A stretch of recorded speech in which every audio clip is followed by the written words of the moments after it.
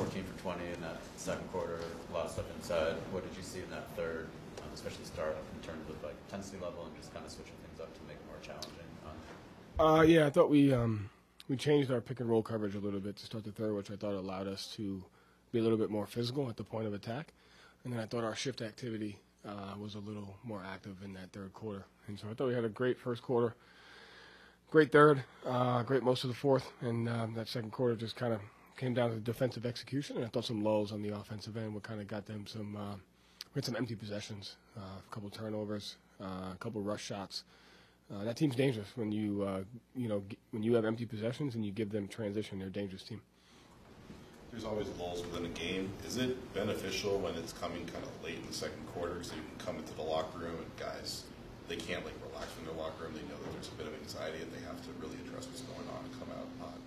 No, I mean, I don't know. No, I think it's more about understanding why the lull happens and then having protocols and steps to be able to change that, right? Like I think managing runs. I think especially against this team and the Knicks also is about managing runs and how they get their runs. They get them off offensive rebounds. They get them in transition off turnovers and empty possessions. And so whether it's at the end of a quarter or between a timeout, just having an awareness to how we can manage those lulls or those runs, throughout a game.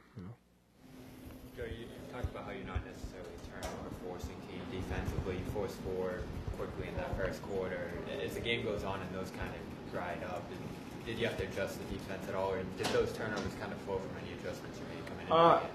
I think Drew's ability to defend at a high level and just raise hell on and off the ball starts that for us.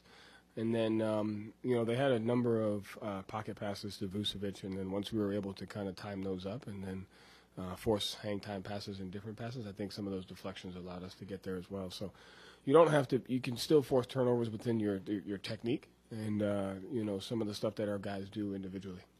You said you had kind of a list of 10 things going into the break that you wanted to look at, work on.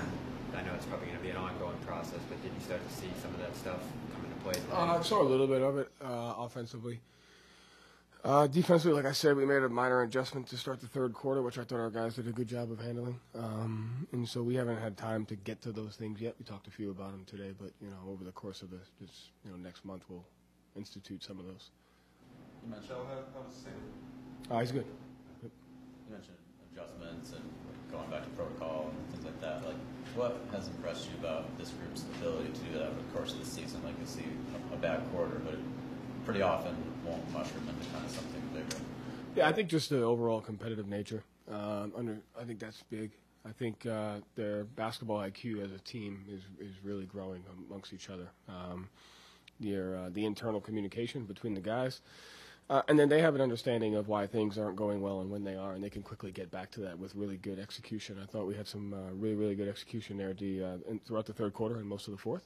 And defensively, they have the ability to stay connected. So I think a lot of it comes from that.